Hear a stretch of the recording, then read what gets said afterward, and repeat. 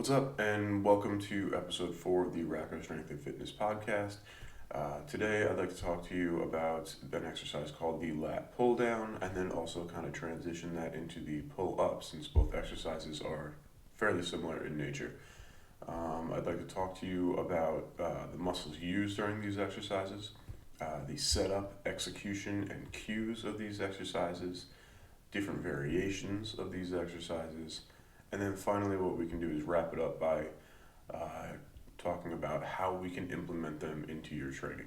Okay, let's take a look.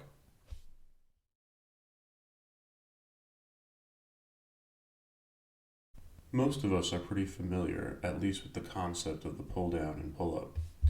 We throw it in on back day, and for the most part, it consists of pulling some sort of weight or bar toward ourselves. But let's take a deeper dive into which actual muscles are being trained by the pull down. The upper body pull revolves around the glenohumeral joint, or the shoulder joint as most people know it. The shoulder is connected to the back by a variety of muscles, in particular the latissimus dorsi, which will be one of the main muscles of focus for this video. The lats originate at the spinous processes of T7 through L5 vertebra, the thoracolumbar fascia, iliac crest, the inferior 3 or 4 ribs, and the inferior angle of the scapula. I realize that was a mouthful, so let's just say that the lats originate at your low back. They then insert into the floor of the intertubercular groove of the humerus, or they insert into the shoulder at the upper arm. Because of this, the lats play a dominant role in pull exercises. Another main muscle worked in the pull down is the teres major. The teres major originates at the posterior angle of the inferior aspect of the scapula and inserts again into the humerus. So, it attaches your shoulder blade to your upper arm and again assists in that pull movement. Other muscles worked during these exercises include the posterior deltoids, biceps, rhomboids, traps, and the levator scapulae. When doing a set of pull downs, it's important to understand that the setup for this exercise is not a one-size-fits-all model. Since we are all built differently, each person's setup will be slightly different, but for the most part, the cues will remain the same. Before we begin pulling anything, we want to create full body tension. We do this by having our feet flat on the floor, the lat bar locked down and secure, and taking a firm grip on the bar above us. Now, depending who you may ask, you may get different answers about hand positioning on the bar.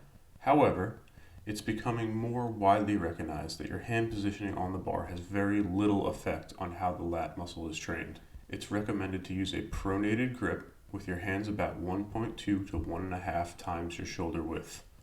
Once our hands and feet are in place, we want to lean back slightly. This is to get our face out of the way and give ourselves some room to operate during the exercise.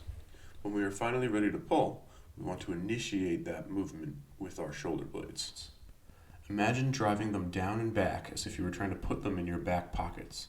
This retraction and depression of the shoulder blades involves the mid-trap and rhomboid muscles.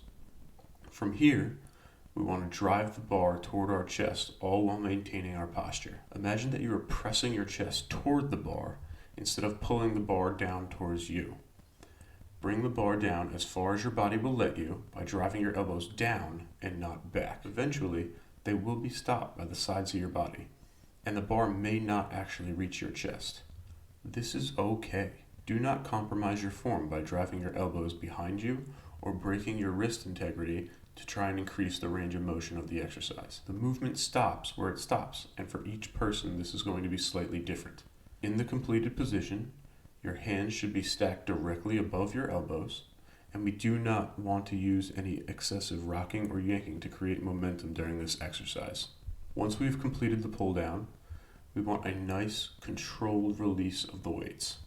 Do not slam the weights down, and please do not just let go of the bar.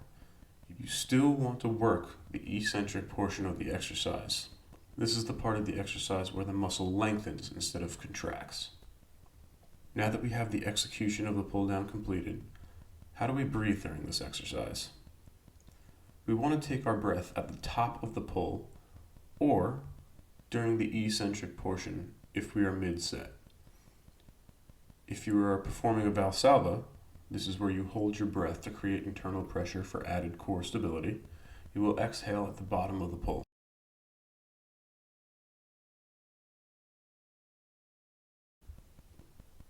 There are always different ways to perform and modify each exercise. The pull down is no different. The variation that I've described during the execution portion of this video was a pronated normal grip pull down.